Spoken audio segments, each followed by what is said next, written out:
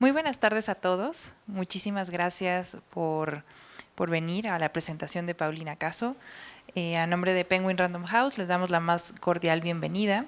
Yo soy Ana María Bermúdez, editora también de Penguin y afortunada editora de Pau.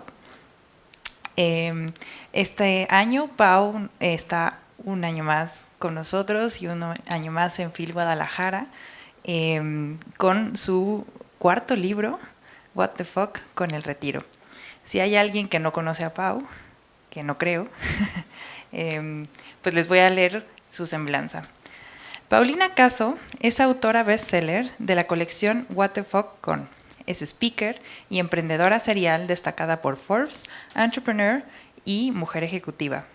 Es una de las 30 promesas de los negocios 2024 por la revista Expansión y una de las 100 mentes más brillantes del marketing digital en Latinoamérica en 2022 por Merca 2.0.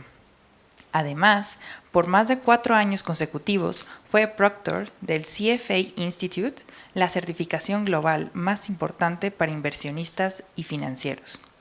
Cuenta con un doctorado honoris causa, maestría en comunicación, eventos y relaciones públicas, un diplomado en educación financiera, diplomado en marketing digital y diversas certificaciones de Google. A partir del lanzamiento de la colección What the Fuck Con, Pau se ha dedicado a promover la educación fiscal y financiera en importantes foros como la Global Money Week, la Semana Nacional de la Educación Financiera, el Talentland, y ha realizado diversas alianzas con el gobierno federal y universidades tanto públicas como privadas para seguir impulsando la cultura financiera en México. Y a mí me gustaría agregar que creo que es de las autoras jóvenes, o al menos de la generación millennial, de no ficción, no solo más prolíficas, sino también más exitosas en México. Y pues felices de tener a Pau. Le dejo la palabra para que les hable de su libro. Oigan, muchas gracias por estar aquí, porque sé que en la FIL hay 1000 actividades, que todo suena súper interesante y que hay muchas cosas sucediendo al mismo tiempo. Entonces, créanme que esta va a ser la mejor hora invertida para que aprendan del retiro.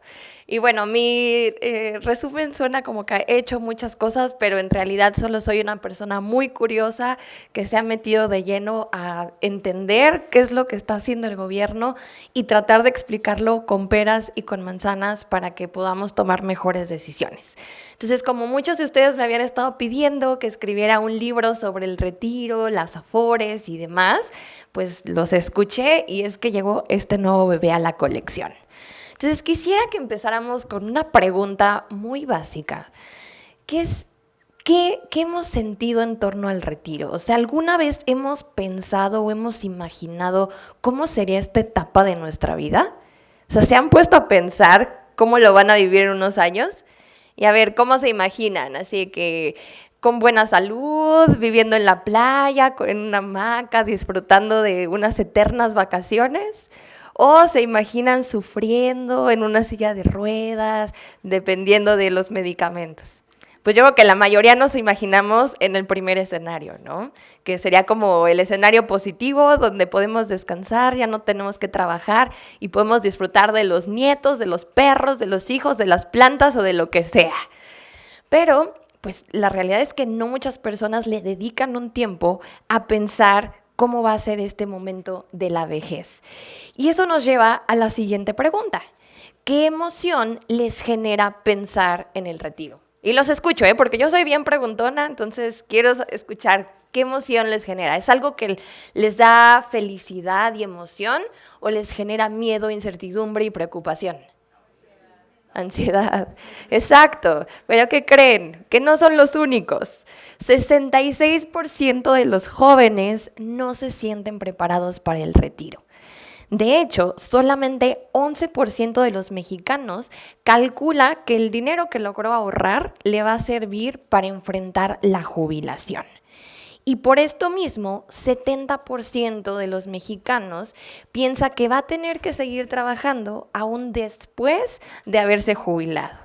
Y algunos de ustedes seguro dirán, ay, yo todavía me imagino trabajando, pero ojalá que sea por gusto y no por necesidad de que tengan que salir por la chuleta para que sigan manteniéndose vivos, ¿no?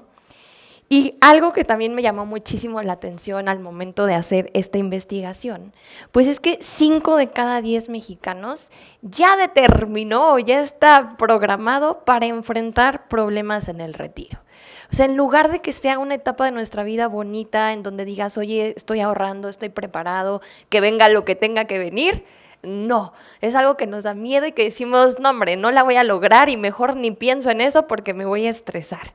Y de hecho, solamente 7% de los trabajadores considera que con lo que tiene ahorrado le va a ir muy bien. Mientras que vemos el extremo opuesto de 53% de trabajadores que dicen que no, que van a sufrir problemas económicos al momento de enfrentar el retiro.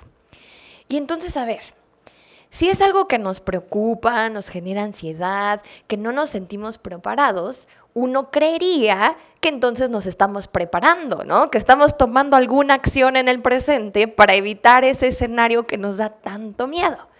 ¿Pero qué creen que dicen las estadísticas? Que no. Solo 2 de cada 10 personas, principalmente los jóvenes, están ahorrando para el retiro. Entre las categorías que vemos de ahorro, pues es un fondo de emergencia, cualquier imprevisto de salud, tal vez un gustito culposo, hacer tu maestría o irte de viaje con los amigos. Y el retiro está en la última cosa de la lista.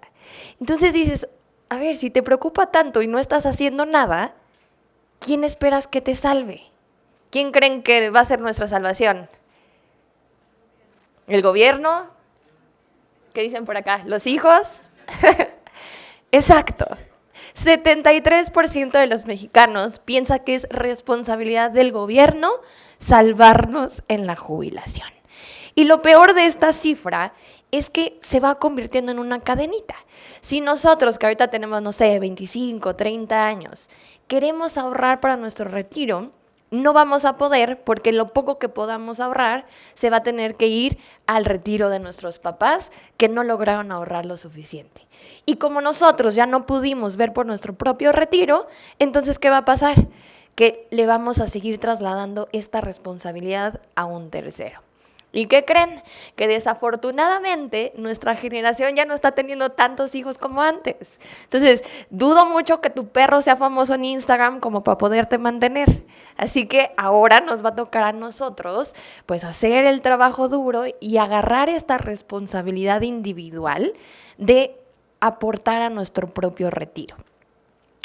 Y la verdad es que cuando estaba haciendo esta investigación, me di cuenta que esta crisis que hay en torno a la jubilación no es algo que solamente esté pasando en México, sino está pasando en diferentes países, no importa que si son de primer mundo, si están súper preparados o lo que sea, todos se están enfrentando a la misma problemática. Y es que las reglas del juego ya cambiaron.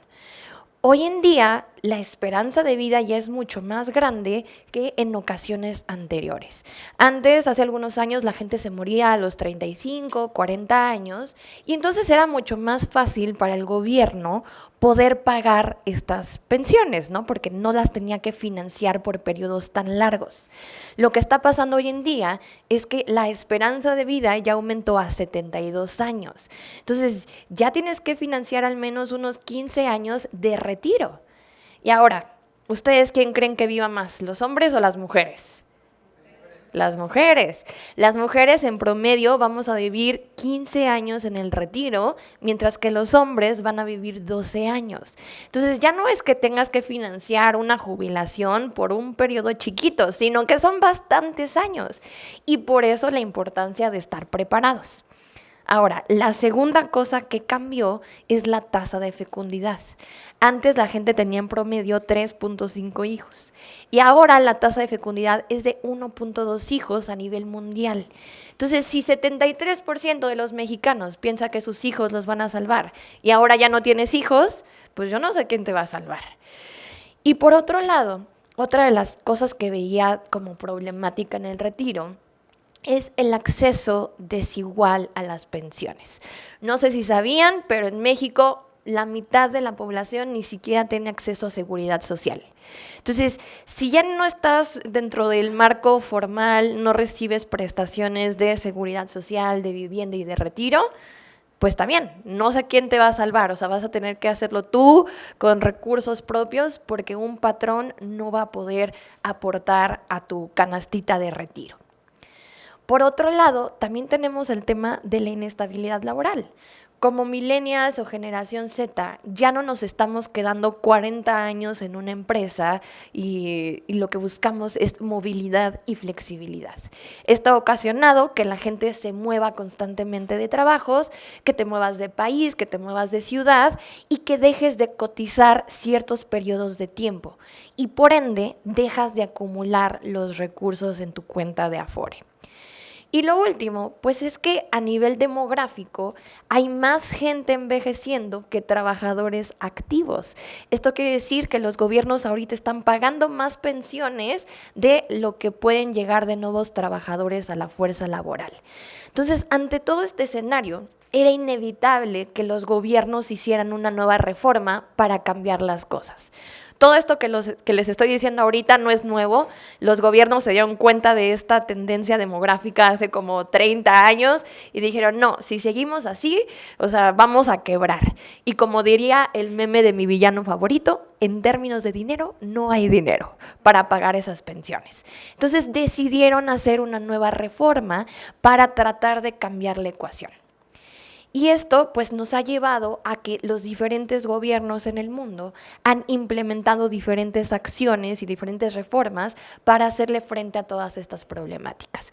Y veía que México se sitúa en el lugar 36 de 47 países evaluados en un índice global de pensiones. Entonces, ¿quién creen que sea el país número 1, o sea, el que tenga el mejor sistema de pensiones en el mundo? ¿Estados Unidos? ¿Suiza? ¿Dinamarca? ¿Nueva Zelanda? Todavía no le han atinado. Holanda, exactamente.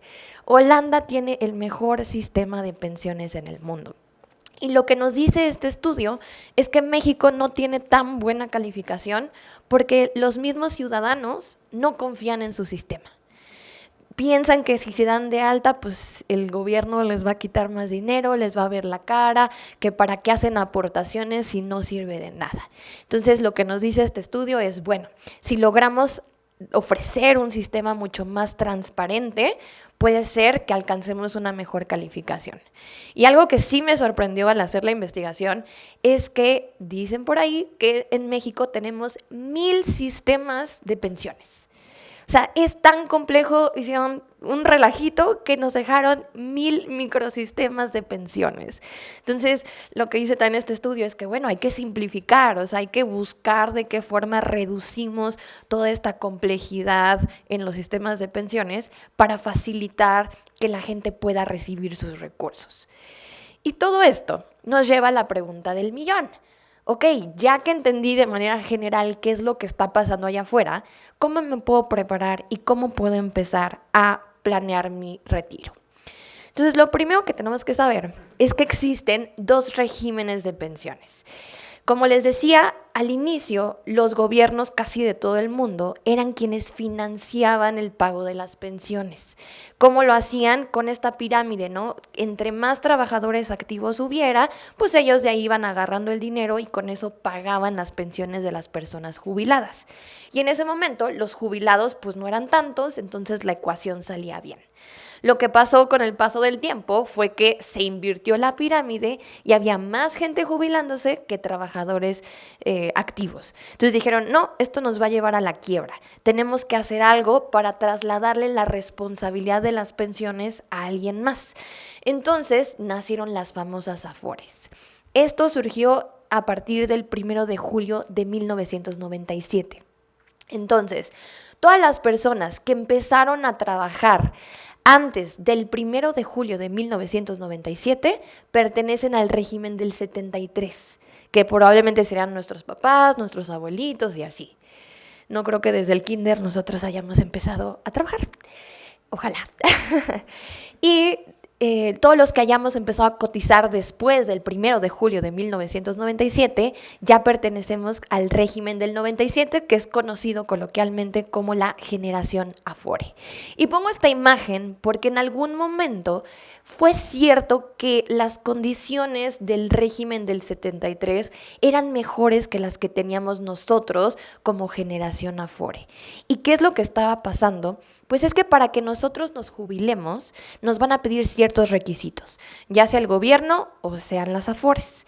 Lo que nos van a decir es, bueno, primero que nada, tú tienes que alcanzar cierta cantidad de semanas trabajadas, que se les dice semanas de cotización.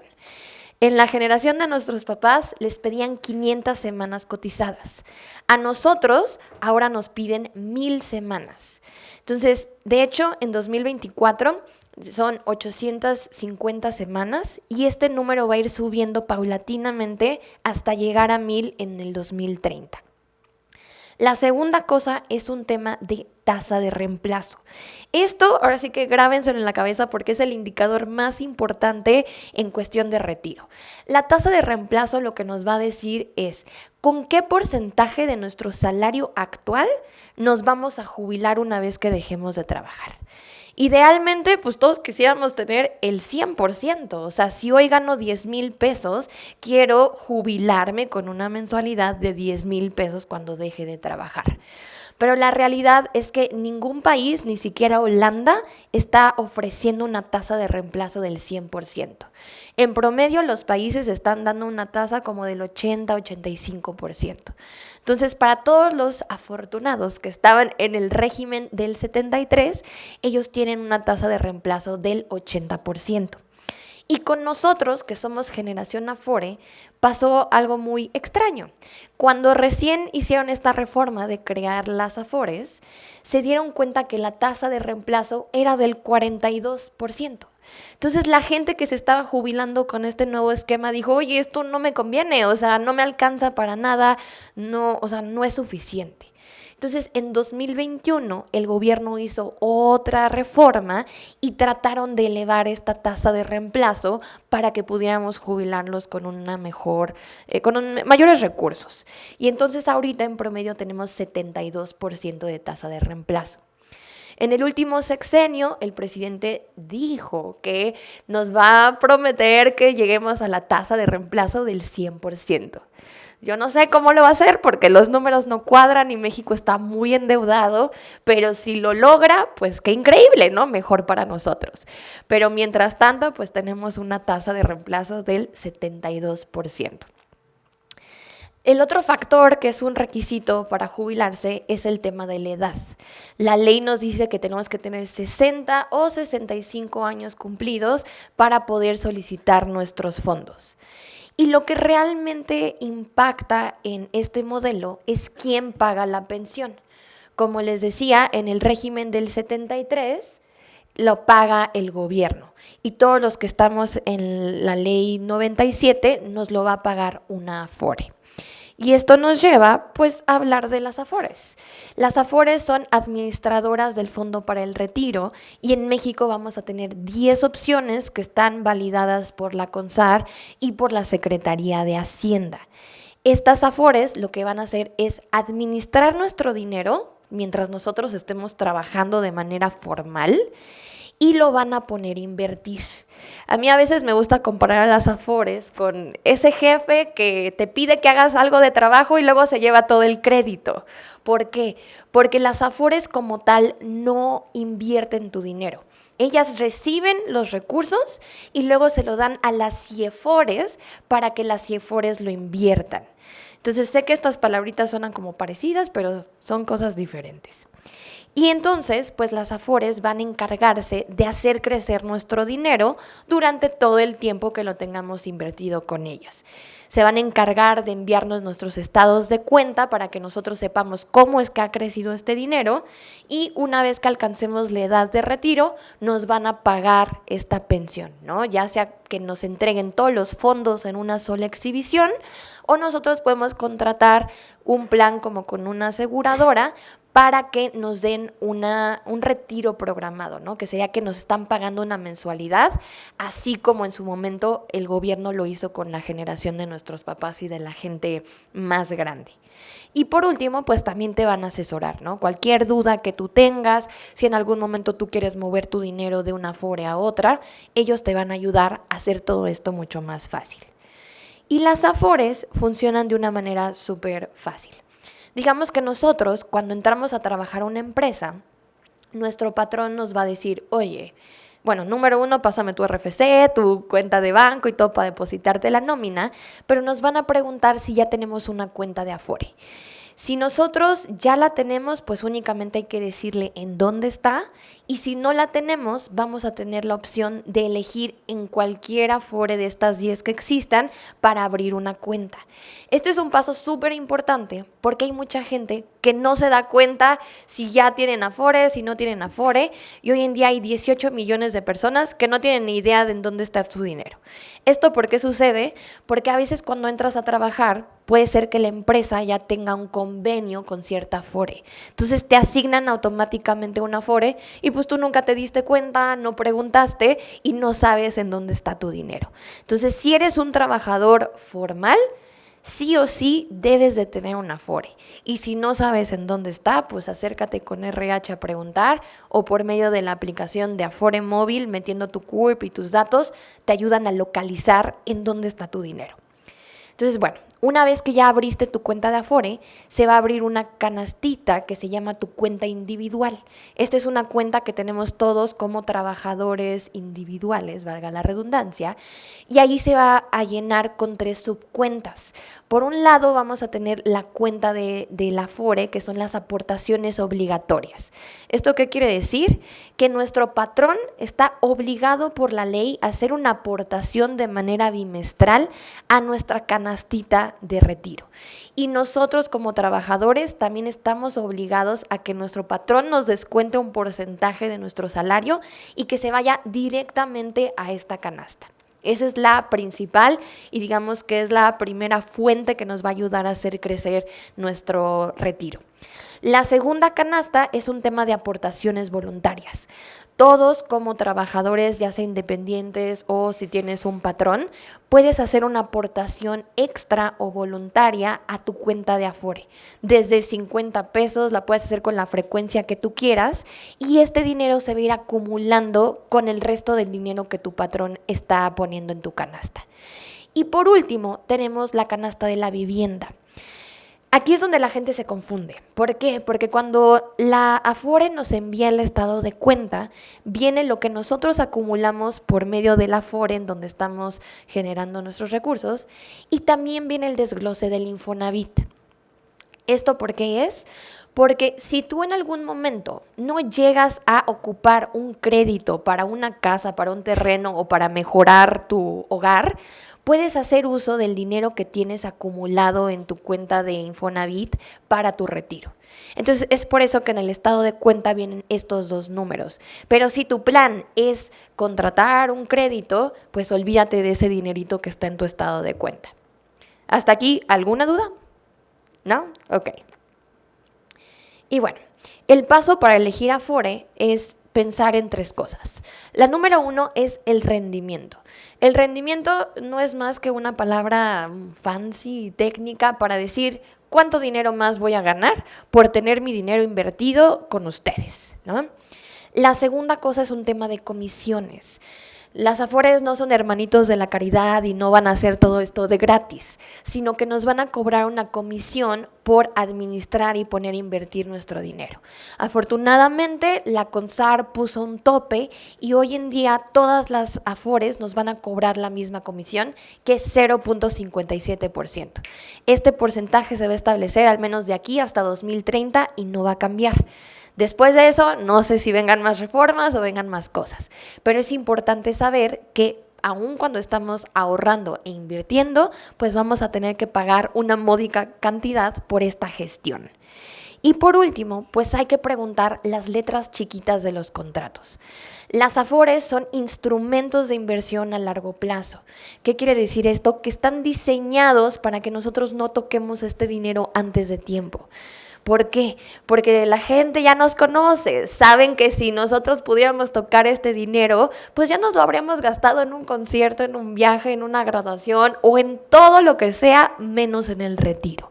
Entonces, ¿qué hizo el gobierno y las Afores? Pues poner ciertas trabas y penalizaciones en caso de que nosotros queramos retirar antes los fondos. Entonces, únicamente nos va a dar 2 escenarios en los cuales podemos sacar anticipadamente el dinero, que va a ser en caso de pérdida de empleo, y tenemos que comprobar que tenemos alrededor de 6 meses sin empleo.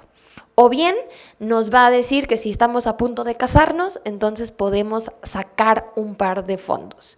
Ya que voy con esto, nunca nos va a dejar retirar el 100% de los fondos.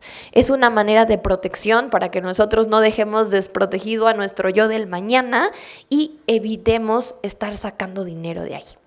Y adicional a solamente estos escenarios donde nos permiten sacar dinero, nos va a penalizar, es decir, nos va a quitar semanas de cotización.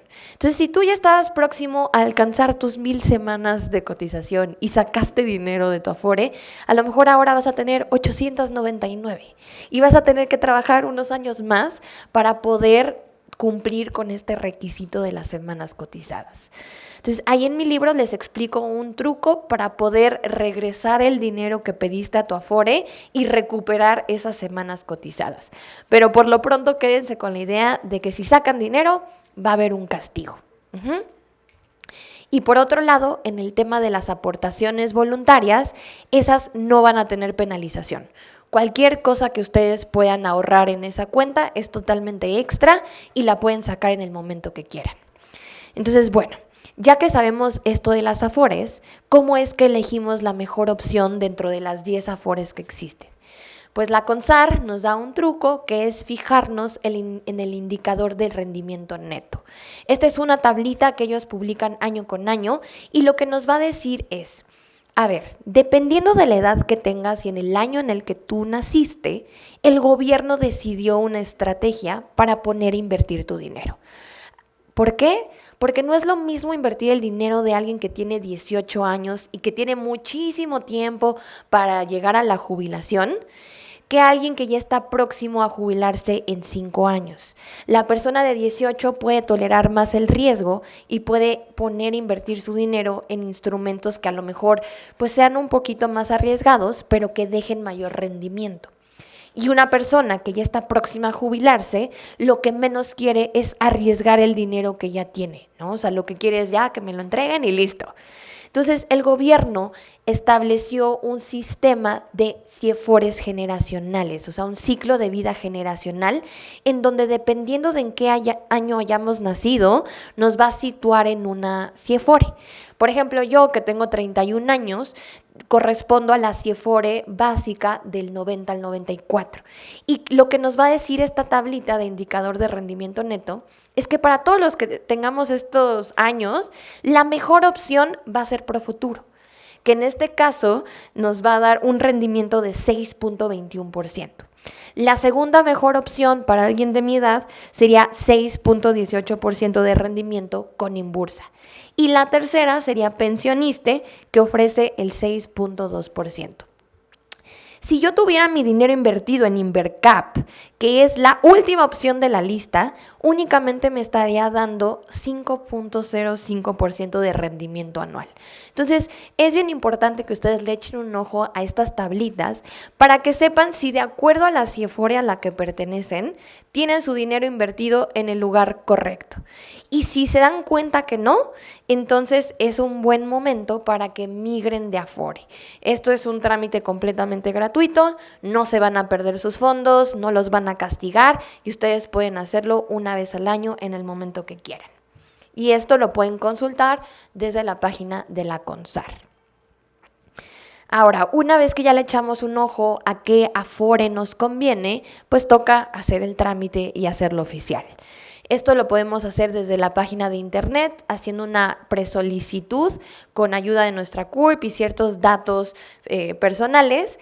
Y después de esto, un asesor de esa Afore se va a poner en contacto con nosotros y nos van a ayudar a abrir nuestra cuenta. Pero para que se den una idea, este trámite va a durar como 5 días, o sea, es bastante rápido y con eso ya van a poder invertir su dinero. Y ahora, yo sé que muchos de ustedes quieren ser trabajadores independientes o son trabajadores independientes y no tienen un patrón que esté haciendo estas aportaciones. Esto no significa que ya no puedan tener Afore. En realidad en México cualquier persona puede tener Afore, inclusive los niños. Entonces, ¿cómo es que se va a ir llenando su canasta? Pues únicamente con las aportaciones voluntarias de lo que ustedes quieran aportar.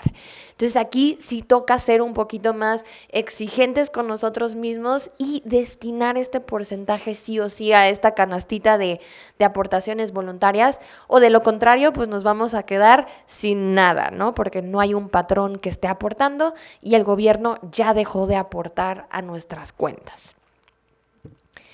Y ahora, las Afores, claro que son muy buenas para poder empezar a prepararnos para el retiro, pero la realidad es que no nos van a salvar, no son suficientes. Las personas que se jubilaron en 2024 con una Afore recibieron en promedio una mensualidad como de 9,600 pesos. Ustedes sabrán si eso es mucho, si eso es poco o si les va a alcanzar. Y peor aún, el saldo total de una cuenta de Afore para un hombre fue de 92,000 pesos y para las mujeres de 69,000 pesos. O sea, esto nos indica que las mujeres tenemos 24% menos de ahorro que los hombres. ¿Por qué creen que sea? ¿Mandé? Brecha salarial, ajá. ¿Qué más? Cotizan menos tiempo, ajá. ¿Qué más? También. Sí, en realidad todo esto tiene que ver. Por cada 100 pesos que gana un hombre, una mujer gana 84 pesos, haciendo exactamente lo mismo. Entonces la brecha salarial, claro que afecta a esto. La segunda es que cuando una mujer se embaraza, generalmente deja de cotizar un periodo de tiempo. Si tienen suerte, pues a lo mejor se van 2 años y regresan eventualmente a trabajar. Pero si no, literalmente te vas a quedar como ama de casa y tu esposo va a ser el único que va a salir a trabajar. Entonces, esto te deja a ti totalmente desprotegida y sin recursos. Entonces, sí es muy importante que nosotros como mujeres le echemos una doble pensada a cómo es que nos estamos preparando para esta etapa de la jubilación y que tengamos un reto adicional para acumular estos recursos. Entonces, bueno, si la Afore no nos va a salvar, ¿qué sí nos puede ayudar? El PPR. Este es un plan personal del retiro que simplemente nos va a ayudar a complementar lo que tenemos en la Afore. Por ahí me preguntan, oye Pau, ¿qué es mejor, el Afore o el PPR? Los dos. O sea, si tú te quedas solamente con un instrumento con enfoque al retiro, la realidad es que no va a ser suficiente. Necesitas 2 instrumentos como mínimo para poder alcanzar una mejor pensión. Y algo que veía en las estadísticas es que las personas que tienen un PPR tienen 26% más de recursos para el retiro que alguien que nunca sacó un PPR. ¿Y cuál es la diferencia entre un PPR y un Afore? Pues la libertad que tienes para invertir tu dinero. Cuando tú vas con un Afore, el gobierno te va a situar en esta Afore básica de acuerdo a tu edad y ellos van a decidir cómo y en qué se invierte tu dinero. Tú no puedes elegir ningún instrumento y no tienes voz ni voto. En un PPR sí. A lo mejor tú dices, oye, yo pues me gustan las cosas arriesgadas, le quiero invertir al cripto y quiero que 20% del dinero que estoy aportando se vaya a cripto. O es que a mí me gustan las acciones de las empresas y quiero invertir en un ETF. O quiero algo seguro y me quiero ir por CETES, o sea, deuda gubernamental. Entonces tú vas a tener derecho a manejar tu portafolio como tú quieras. La única cosa que sí tienen que tener en mente es que hay que diversificar. O sea, no puedes poner todos tus huevos en una misma canasta porque si a un instrumento le va mal y tiene una minusvalía, podrías arriesgar todo tu patrimonio. Entonces hay que ponerlo en diferentes canastas, o sea, en diferentes instrumentos para que si uno tiene una bajada, pues a lo mejor se compense con la subida de otra cosa. Y otra pregunta que me hacen muy seguido es como, oye, entonces ¿un Afore y un PPR puede tener minusvalías? Sí. como es una inversión, cualquier inversión puede ir a la baja o puede ir a la alza. Justo hace 2 años las Afores entraron en crisis porque por primera vez en no sé cuántos años tuvieron rendimientos negativos. La gente se asustó y dijo, no, entonces ya perdí todo mi dinero, ¿qué hago? Pero no, ustedes tienen que mantener la calma. Mientras no saques tu dinero de este instrumento, como tal no ha habido una pérdida. O sea, se registró una minusvalía, pero no hay una pérdida porque no sacaste el dinero. Entonces hay que dejarlo que se recupere, que se siga invirtiendo y seguramente van a venir años mejores, ¿ok? Entonces tengan eso en cuenta con los PPRs. Y otra cosa que hay que tener en cuenta, pues es que nos van a pedir ciertos requisitos. Para poder abrir una cuenta de PPR, seguramente vamos a tener que aportar un monto mínimo para aperturar esta cuenta. En PPRs, por ejemplo, como Finamex, desde $1 tú puedes abrir una cuenta. Pero existe, por ejemplo, GBM que nos va a pedir 20,000 pesos para abrir la cuenta o Sura que te va a pedir 50,000 pesos para abrir tu cuenta. Entonces hay que echarle un ojo a estas letras chiquitas y ver qué se adapta a nuestras necesidades.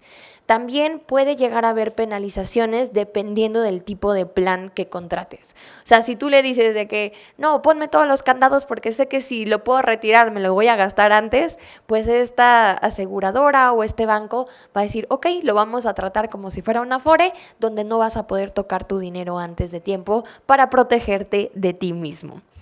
Y por último, al igual que una Afore, también un PPR te va a dar un rendimiento, o sea, un porcentaje anual de dinero extra que vas a tener por estar invirtiendo tu dinero con ellos. Y al igual vas a tener que pagar una comisión por que ellos administren e inviertan tu dinero.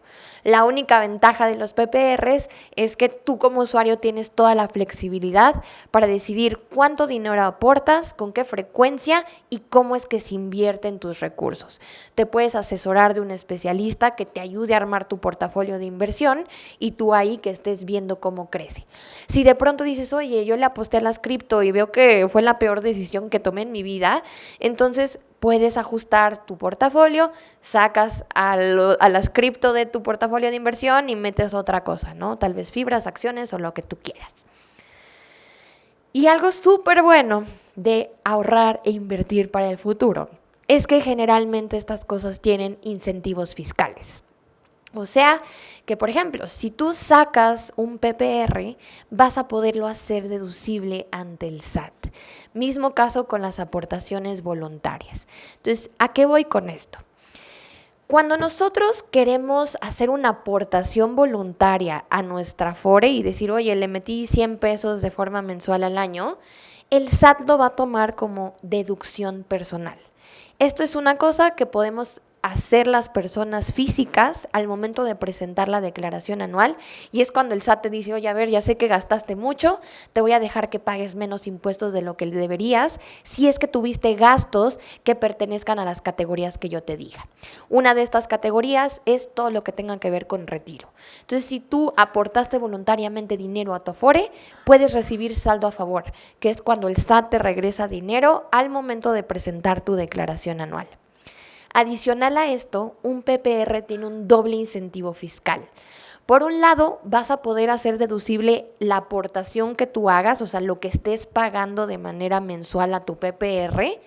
Y por otro lado, al momento de que tú quieras retirar los fondos de las ganancias que tuviste a lo largo de todos tus años ahorrando, si esperas a los 60 o 65 años de edad, no vas a tener que pagar ISR.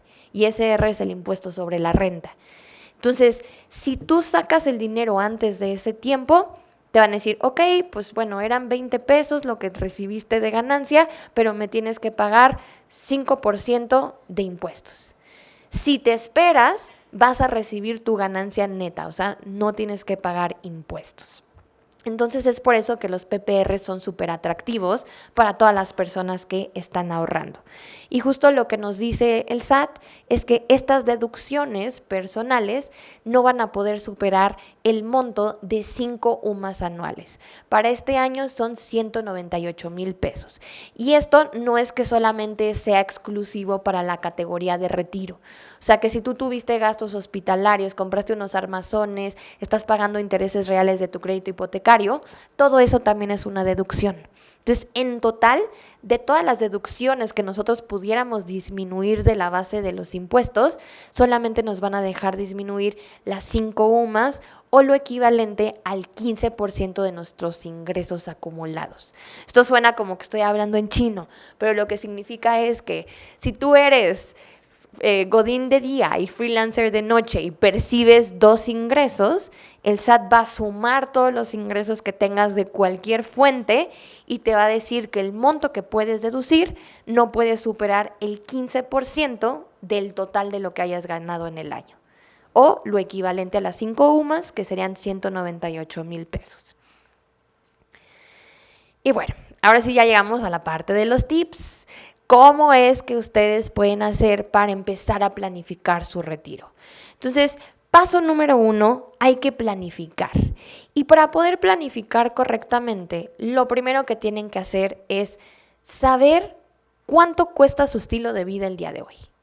¿Cuánto ganas? ¿Cuánto gastas? ¿Cómo estás viviendo? ¿Qué gustitos te estás dando? ¿En qué categoría se te está yendo el dinero? Tal vez en entretenimiento, tal vez en ropa, tal vez en gastos del hogar. Entonces, hay que hacer un presupuesto e identificar cómo funciona nuestro estilo de vida.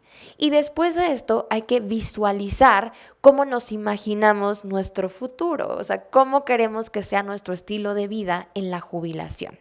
Por ahí dicen los especialistas que en los primeros 10 años de habernos jubilado, los gastos no bajan. ¿Por qué? Porque la gente dice, bueno, pues ya que soy libre, ya que no tengo que estar de esclavo detrás de una computadora 16 horas al día, me voy a dedicar a viajar. Entonces, durante los primeros 10 años, sigues gastando casi lo mismo que cuando estabas trabajando. Entonces, hay que echarle una pensada a esta parte. Y también hay que hacer un análisis real de ver si en nuestra familia hay algunas condiciones genéticas, si hay tendencias a enfermedades, para que hagamos un colchoncito para prevenir todos estos gastos. Idealmente, justo cuando les decía al inicio que cómo se imaginaban su jubilación, pues todos nos imaginamos caminando, activos, con mucha energía y así, ¿no? O sea, como el mejor escenario de todos. Pero la realidad es que entre más grandes nos hagamos, pues vienen los problemas de salud, que si la silla de ruedas, el tanque de oxígeno, no sé, la diabetes o lo que sea. Entonces siempre hay que tener un colchoncito para hacerle frente a estas posibles enfermedades. Después de esto, pues ya hay que hacer un ejercicio mucho más real de simular con diferentes herramientas gratuitas que existen cuánto dinero queremos recibir de manera mensual para que identifiquemos qué porcentaje de nuestro salario tendríamos que estar ahorrando el día de hoy. Entonces, una de estas herramientas es el simulador de retiro de GNP, en donde tú le dices, pues me quiero jubilar con 30,000 pesos mensuales, o con 50,000, o con 100,000, lo que tú quieras. Y esta herramienta te va a decir, ok, entonces vas a tener que aportar tal porcentaje de tu salario durante tantos años. Esto nos lo va a dar en cuestión de minutos y es una manera muy general de que nosotros nos demos una idea de cuánto dinero se necesita. La segunda es también identificar en qué momento estamos empezando a ahorrar. Dicen por ahí que para el amor no hay edad, pero en el caso del retiro, la edad aquí hace toda la diferencia. Existe una herramienta que se llama el Círculo de la Vida de GNP, que nos va a permitir saber, de acuerdo a la edad que tenemos el día de hoy y al momento en el que queremos empezar a ahorrar, nos va a decir qué porcentaje del salario tenemos que ahorrar para alcanzar la tasa de reemplazo deseada. Entonces, por ejemplo, en el primer cuadrito, una persona que tiene 25 años y que quisiera jubilarse con el 100% de la tasa de reemplazo, tendría que destinar el 37% de su sueldo a el ahorro. Pero una persona que ya tiene 30 años y que quiere jubilarse con esa misma tasa del 100%, tendría que destinar el 44% de su sueldo al ahorro. Y una persona que tiene 50 años tendría que destinar el 113% de su salario. O sea, todo lo que ganas y sacar 13% de no sé dónde. Entonces, la edad hace toda la diferencia. Entre más jóvenes empecemos a ahorrar, más recursos vamos a poder tener para el momento de la jubilación. Y también existe una palabra mágica en todo esto del retiro que se llama interés compuesto. Si tú ahorita inviertes 5 pesos, esos 5 pesos a lo mejor el próximo año son 6. Y tú si a esos 6 le metes otro peso más, se vuelven 7. Más lo que te pueda dar de rendimiento, a lo mejor ya se convirtieron en 10. Y el siguiente año en 12. Entonces, ¿a qué voy con esto? Que el dinero va creciendo y ese rendimiento que te asegura una Afore se va a ir calculando sobre el dinero que esté en la cuenta. Entonces, entre más dinero tengas en tu cuenta, puedes ganarle al interés compuesto y acumular muchos más recursos de lo que tienes en tu billetera o en donde sea. Y algo que está prohibido en el ahorro del retiro es ahorrar debajo del colchón o en una cuenta de banco. ¿Por qué? Porque existe algo llamado inflación. Si tú dejas tu dinero abajo del colchón en una cuenta de banco, tu dinero va a perder valor. Estos 100 pesos que tienes hoy en tu cuenta, cuando los quieras retirar en 50 años, va a ser como tener el equivalente a 5 pesos. Y no vas a poder comprar nada con esos 5 pesos. Entonces nosotros tenemos que ganarle a la inflación y tenemos que invertir el dinero para que nos genere dinero por arriba de la inflación. Entonces por eso es bien importante invertir. Y por supuesto, realizar aportaciones voluntarias. O sea, buscar cualquier forma de hacer crecer estos recursos. ¿Por qué? Porque aun cuando nuestro patrón está obligado a aportar dinero a la Afore, lo hace de manera bimestral. Y el porcentaje que está aportando ahorita es el 5% de nuestro salario. Entonces es como casi que aporten 200 pesos cada 2 meses. O sea, es cosa de nada. Este porcentaje va a ir aumentando hasta llegar a 13% para el 2030. O sea, ¿qué es lo que está haciendo el gobierno? Dijo, a ver, yo ya no puedo seguir financiando el pago de las pensiones, entonces, ¿quién tiene que poner ese dinero extra? Pues los patrones. Y entonces les van a ir subiendo paulatinamente esta parte de la aportación obligatoria patronal. Así que espero que toda esta mini masterclass del retiro les haya servido para entender un poquito lo que está pasando en el contexto de las pensiones en México y puedan prepararse para esta etapa de su jubilación. Algo que sí quiero destacar es que este libro del retiro funciona súper bien para las personas que pertenecen a la ley de las Afores o para aquellos que están en el régimen del 73. Veo por ahí algunas personas que seguramente ya están próximas a la jubilación y en mi libro viene todo un capítulo de cómo es que ustedes pueden sacar sus recursos y cómo es que se calcula también el pago de su pensión. Entonces, de manera muy general, la pensión para todos aquellos del 73 se va a calcular con el promedio de los últimos 5 años que ustedes estuvieron cotizando. Entonces, les conviene pues echarle muchas ganas a esos últimos 5 años para que tengan un buen salario por el resto de su vida. Y para aquellos que dejaron de cotizar durante algún periodo de tiempo, existe algo que se llama modalidad 40, que es como la forma de las aportaciones voluntarias que tenemos en la Afore, pero con el gobierno.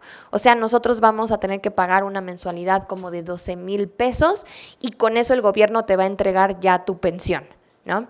Entonces, si tienen dudas de todo esto, pueden consultar mi libro y les funciona a toda la familia. Es como la joya familiar que pueden ir pasando de mano en mano para que todos se preparen. Entonces, pasamos a preguntas y respuestas porque ya se nos está acabando el tiempo. Muchas gracias. Bueno, primero que nada, felicidades por el libro. Yo tengo el anterior, el del SAT, Muchas gracias. del año pasado. Tú comentaste que lo aconsejable es tener las dos fuentes, ¿no? O sea, el Afore y el PPR. Pero sería igual de bueno, por ejemplo, decir, bueno, yo no tengo Afore, pero sí tengo PPR, ¿le meto más dinero al PPR o sí de todas maneras es bueno tener los dos y distribuir el dinero entre los dos? Puedes compensarlo. O sea, si le aportas más dinero a tu PPR, te daría como el mismo rendimiento que un Afore te podría dar por tener tu dinero separado.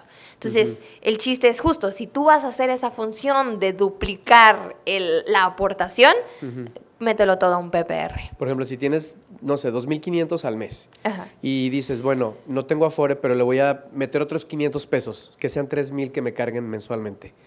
¿Aún así sería conveniente mejor dejarlo así y tener la otra o no? Sí, porque generalmente un PPR te da un rendimiento un poco mayor que un Afore. La Afore, como vieron, está pagando en su mejor versión 6%. Ajá, y dependiendo en cuál estés, pues podrías estar entre el 5 o un 6%. Un PPR, dependiendo del instrumento que tú elijas en tu portafolio, podría llegarte hasta dar entre un 8 o un 11%, ¿no? Entonces, pues sí, ya en términos más reales, el PPR puede darte más dinero. Lo que sí hay que tener en cuenta, pues, es cómo diversificas este portafolio para que no arriesgues tanto tu capital y elijas, o sea, hagas un balance entre instrumentos que sean de mayor riesgo, que te puedan dar más dinero, pero también instrumentos seguros que te den un poquito menos de crecimiento y se haga ahí un campechaneo. Ok, perfecto, gracias. Sí. Tenemos otra pregunta atrás. Hola, gracias. Pues, bueno, me voy a tomar el atrevimiento de hacerte 2 preguntas. Las anoté aquí para que no se me olvidaran. La primera es, ¿cómo consideras que tu libro se mantendrá vigente frente a posibles reformas futuras?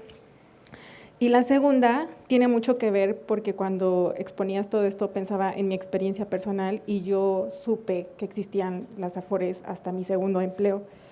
Y cuando supe de su existencia, lo sentía algo inasequible por el tipo de sueldo que tenía, que era bajo. Entonces decía, eso es imposible para mí. Hoy ya pienso diferente, pero a partir de esto que pensé, me surgió la pregunta, en tu experiencia, ¿qué consideras más frecuente?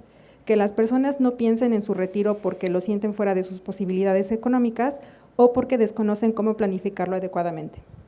Qué buenas preguntas. La primera, en términos de actualización, yo ya me la sé. Yo ya sé que el gobierno cambia todo a cada rato, entonces yo ya estoy lista para que cuando vengan nuevas reformas, sacar una nueva edición. De hecho, justo este libro yo lo había terminado de escribir en enero y de la nada el gobierno anunció el Fondo del Bienestar y las pensiones del bienestar. Entonces, digo, no sé si sepan, pero yo siempre estoy en contacto directo con las instituciones de las que escribo los libros. Entonces yo andaba ahí en el WhatsApp con la Consar de, oigan, ya saben cómo va a quedar todo porque ya voy a sacar mi libro. Y ellos tampoco tenían idea de cómo iba a quedar todo. Entonces, lo que hago, pues sí, es estar en línea directa con ellos, esperar a que haya más actualizaciones y en el caso de que haya ya suficiente, o sea, no muchos cambios, pues va a venir otro libro. Y en el otro, de que a qué le tienen más miedo, si es cuestión de que piensan que el retiro no es algo a lo que ellos puedan acceder o si es cuestión de desconocimiento, yo creo que es de las dos. O sea, como estos temas no forman parte de un plan de estudios y tampoco nos lo enseñan en la casa, uno crece con miedo y no sabes ni siquiera qué opciones tienes para planificar un retiro y normalmente cuando no conoces algo, tiendes a evadirlo y tiendes a huir del problema. Entonces, es por eso que yo he decidido crear estas guías para que ustedes tengan las herramientas a la mano de lo que existe y ya ustedes tomen la decisión de lo que crean conveniente. Pero sí creo que hay que hacer un cambio de chip, de agarrar la onda de que el retiro es algo personal e individual y que no debemos de trasladarle la responsabilidad a terceros. Gracias. Voy a contestar las preguntas afuera porque ya estamos tarde y vienen más expositores, pero afuera se las contesto todas las que haya. Muchísimas gracias a todos, gracias por haber venido, espero que esta información les haya servido mucho y va a haber firma de libros, pueden traer el libro que quieran, no necesariamente tiene que ser el del retiro, para que se los firmen en el stand de Penguin. Muchísimas gracias. Muchas gracias a todos.